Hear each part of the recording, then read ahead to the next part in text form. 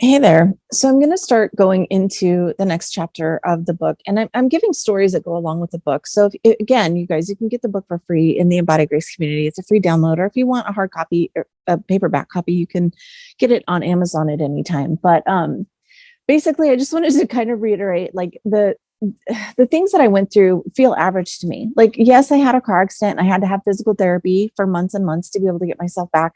My parents were divorced. Those are all kind of average. Like, I feel like, unfortunately, those are normal things, right? Like, nothing there is that big of a deal, right? So if you listen to the last video, you probably understand that what I was trying to say is that, my life looked pretty typical, right? It sounded pretty good by all appearances. Everything sounded good. It was fairly close to what we would consider the American dream.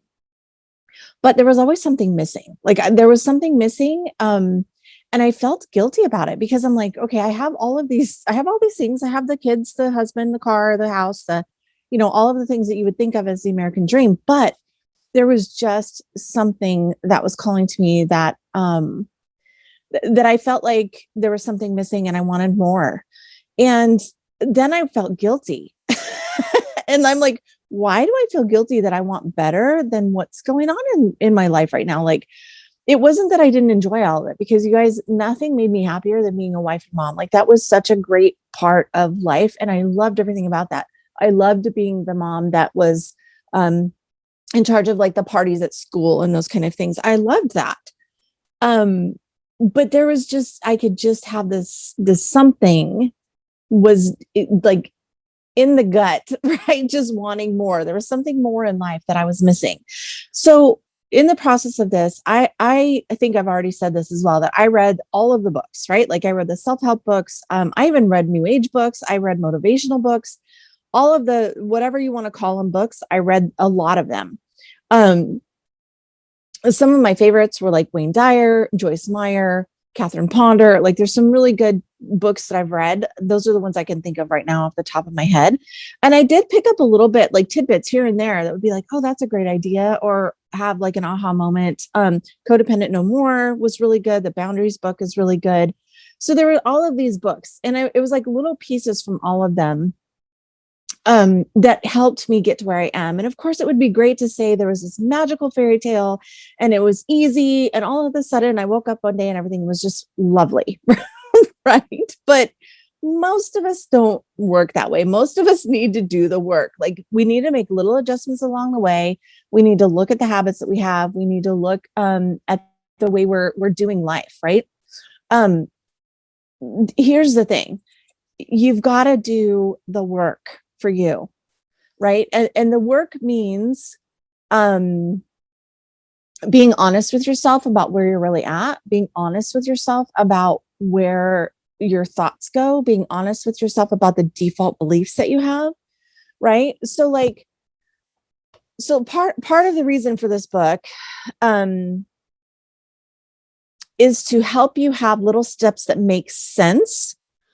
Because with some of the frustration that I had was like, some of the self-help books would say, do this and voila, your life is going to be different. And I'm like, no, that it didn't work. Like, do this, but how do you do that? Like, that was the part that I struggled with. Is the book is saying, well, just do this.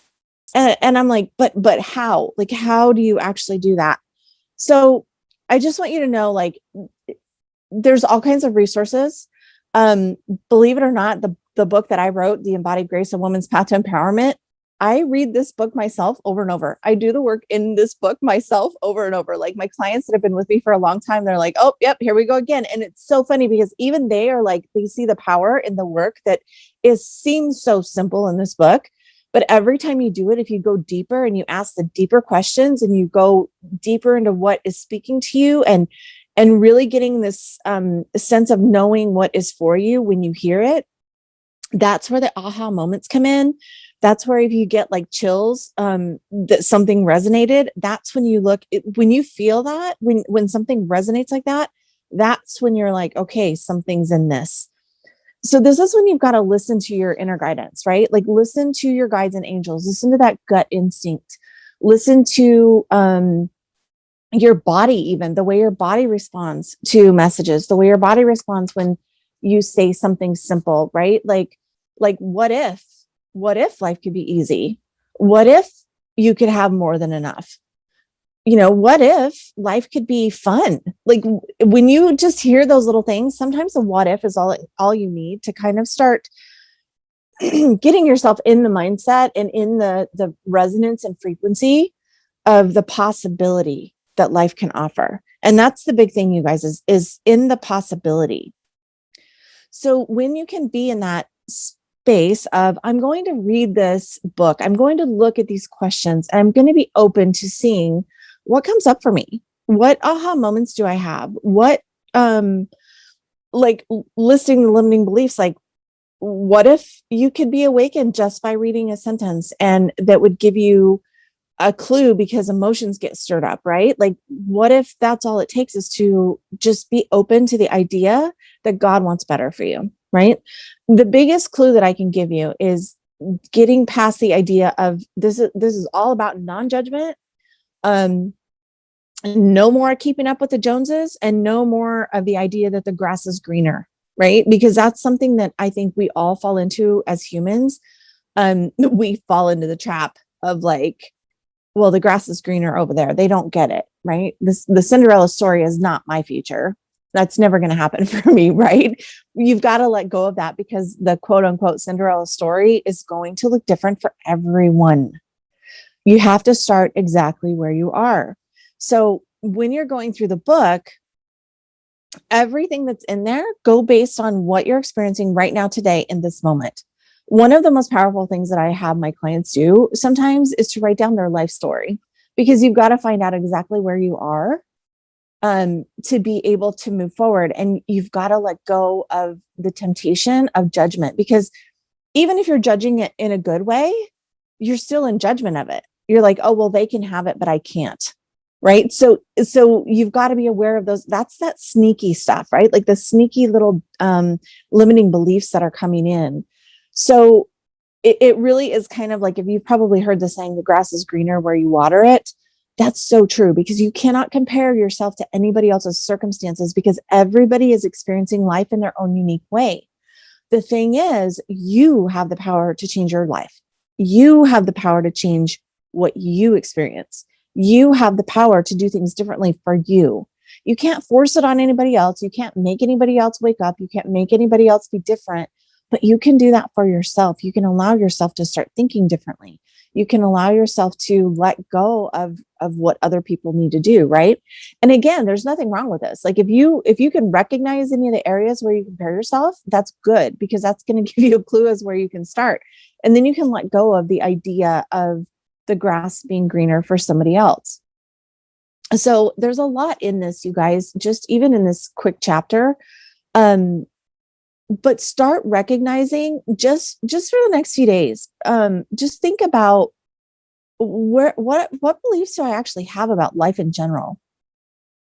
Like if you've accepted life in your own experience so far, then you can really see where you're working from. So again, it's not in a judgment way, but just being open to, what are the thoughts that I actually believe? What is the default that I'm running on? Like, what beliefs have I decided to accept, but I don't even know why I believe them, right?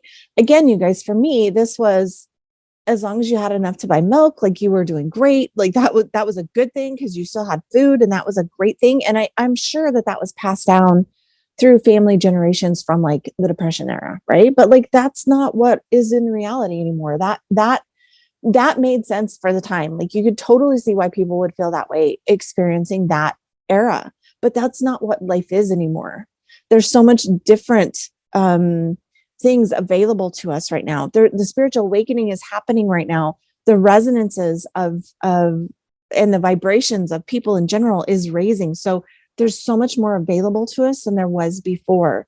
So just sit with that for a little bit, right? Read through the book and read some of the questions in there, and just be aware of, are you comparing yourself to anybody else? And what would happen if you stopped comparing yourself? And then looking at, what are the beliefs that I have? Like start kind of just being, again, not in a, like, don't let yourself get devastated about it, but just be like, I really wonder, what is the default that I'm running from? Like, am I running from the default that other people can have it because they were born with a silver spoon in their mouth and I can't because I wasn't? Because if so, you can, like, that's a negative limiting belief. You can let go of that. You can be like, I don't want to believe that anymore. I believe anybody can have a silver spoon. And it sounds easy. There's a lot of work to it, but we'll be getting into that more as we go through the rest of the book. So just for now, be in that space of, I wonder what, I wonder if, I wonder how. When you allow yourself to be in that space, then it actually allows you to be open to possibility. So I'll see you guys soon when I bring the next chapters of the book. We'll be talking about taking control of our life instead of being on autopilot in the next audio.